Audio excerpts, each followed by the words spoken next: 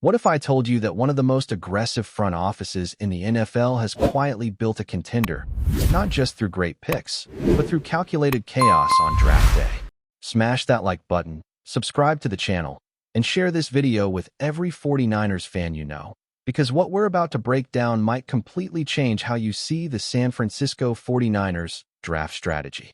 Because under John Lynch and Kyle Shanahan, draft day has never been boring. And sometimes, it's been pure genius. Let's rewind to 2017. The very beginning. A new regime. A new identity. And right away, things got wild. The Chicago Bears jump up to number 2 overall. They take Mitch Trubisky. And just like that, the 49ers move back. Simple move, right? Not even close. That trade gave San Francisco extra picks, including a future third-rounder that turned into Fred Warner. Yeah, that Fred Warner.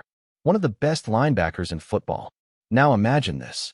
What if the 49ers had stayed put and drafted Patrick Mahomes and still ended up with Fred Warner? That's not just a win. That's a dynasty-level what if. But this is where things get even crazier. The 49ers didn't just sit on those picks. They started flipping them, moving up, moving down, like a front office playing chess while everyone else was playing checkers. They traded with the Saints. That pick became Alvin Kamara. Painful, right? But wait, they flipped assets again the following year to move up for Dante Pettis and DJ Reed. And this is where the story starts to split. Because for every Fred Warner, there's a Reuben Foster. Yes, the 49ers traded up with the Seahawks, one of their biggest rivals, to grab Foster at pick 31. At the time, a steal. But what happened next will surprise you. Off-field issues, injuries. And just like that, a first-round gamble turns into a major loss. So now you're starting to see the pattern. Aggressive moves, high ceilings, but real risk. And 2017 didn't stop there. More trades, more movement. CJ Beathard, Joe Williams, Trent Taylor. Some hits, a lot of misses. It was messy, but it was also the foundation of a philosophy we still see today. Fast forward to 2018 and 2019, and things slow down just a bit, but the strategy stays the same. Calculated aggression. They trade for Dante Pettis. Doesn't pan out. They flip Trent Brown to New England and get Tarvarius Moore. Mixed results again. Then in 2019, a trade that lands Dre Greenlaw. Now that is a hit. Late round linebacker. Game-changing plays. Goal line stops. You know the moment. So let me ask you this. Would you rather have a safe front office or one that swings big and occasionally strikes gold? Because in 2020, the 49ers went all in.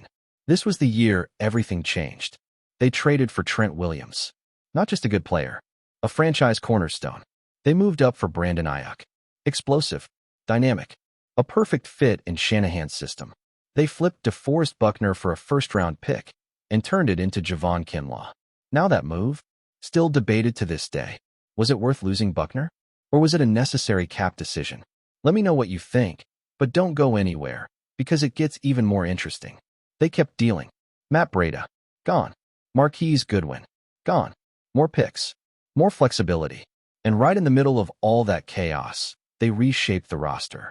That's the key. It's not just about winning trades. It's about building a system.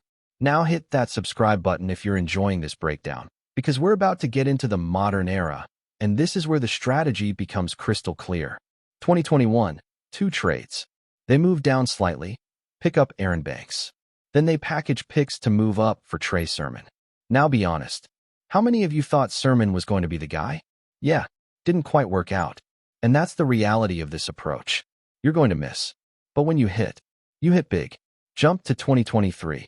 The 49ers trade multiple picks to move up for Jair Brown, a safety with serious upside. Another example of trusting their board and going to get their guy. Then 2024. And once again, they're everywhere. Trading with the Chiefs, trading with the Eagles, trading with the Jets, moving up, moving down, constant motion. They grab Renardo Green, Dominic Pooney, Isaac Guerendo, names that could define the next phase of this roster. But here's the big question. Is this strategy sustainable? Because when you look at the full picture, something stands out. The 49ers don't draft passively. They attack the draft. They manipulate the board. They take risks. And they trust their evaluations more than consensus.